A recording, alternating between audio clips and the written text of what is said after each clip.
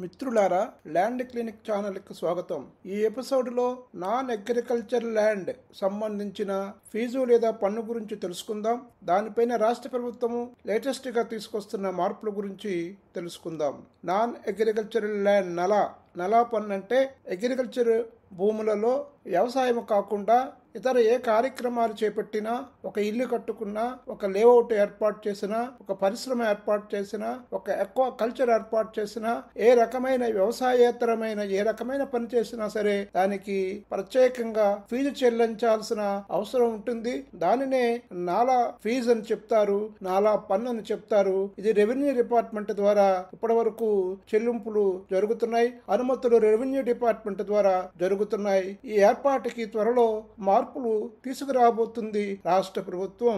AP non agricultural land assessment నాలా కింద జరిగే భూ వినియోగ మార్పిడి అనుమతుల మంజూరు విధానంలో మార్పులు రాబోతున్నాయి. ప్రస్తుతం వసూలు చేసే 5% ఫీజుకు బదులుగా డెవలప్మెంట్ ఫీజు కింద 3% లోపు మాత్రమే వసూలు చేసే విషయాన్ని ప్రభుత్వం చురుకుగా పరిశీలిస్తుంది. నాలా పేరును కూడా పూర్తిగా స్వస్తి పలకాలని రాష్ట్ర ప్రభుత్వము సూత్రప్రాయంగా నిర్ణయించింది. రెవెన్యూ కార్యాలయాల చుట్టూ తిరగకుండా ప్లాన్ అనుమతి పొందేటప్పుడే స్థానిక సంస్థలకు డెవలప్మెంట్ ఫీజు చెల్లిస్తే నాలా విధానంలో లాగానే ఆటోమేటిక్ గా అనుమతులు వచ్చేలాగా ఉన్నత స్థాయిలో ఆలోచనలు జరుగుతున్నాయి. అని అంటే ఏమిటంటే, నాలాకి ఇప్పటి వరకు రెవెన్యూ కార్యాలయాల చుట్టూ తిరిగి అనేక తిప్పలు పడి అనుమతి పొందడానికి ప్రయత్నాలు ఇప్పటివరకు జరిగాయి. అయినప్పటికీ కూడా చాలా కాలయాపన జరిగేది. అలా కాకుండా రెవెన్యూ డిపార్ట్మెంట్ తోనే సంబంధం లేకుండా స్థానిక సంస్థల ద్వారా ఒక డెవలప్మెంట్ ఫీజు కింద దీనిని వసూలు చేస్తే ఎలా ఉంటుందని చెప్పి రాష్ట్ర ప్రభుత్వము ఆలోచిస్తుందన్నమాట. రైతులు, స్థిరాస్తి వ్యాపారులు చెల్లించే డెవలప్మెంట్ ఫీజు రెవెన్యూ శాఖ ద్వారా ప్రభుత్వ ఖజానాకు కాకుండా ఆ స్థానిక సంస్థలకే, ఆ పంచాయతీలకే నేరుగా జమయ్యే విధానంలో ఇప్పుడు చర్చలు సాగుతున్నాయన్నమాట.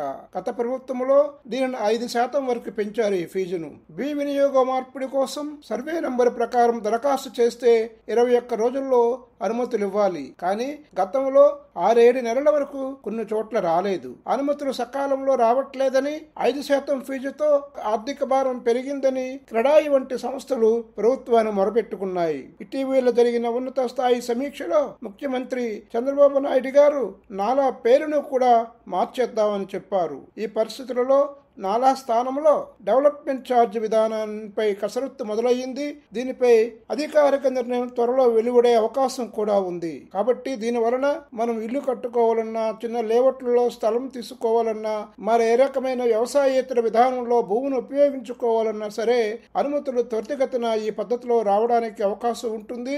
రెవెన్యూ ఇబ్బందుల నుంచి విముక్తి కలిగి త్వరితగతిన స్థానిక సంస్థల ద్వారా ఈ నాలాకు బదులుగా డెవలప్మెంట్ ఫీ విధానంలో త్వరలో మనకి అనుమతులు వస్తాయని ఆశిస్తూ, ఈ కంటెంట్ మీకు నచ్చినట్టయితే మీ బంధుమిత్రులకి షేర్ చేయండి. సబ్స్క్రైబ్ చేసుకోనట్టయితే సబ్స్క్రైబ్ చేసుకోండి. బెల్ ఐకాన్ పై నొక్కండి. ధన్యవాదాలు.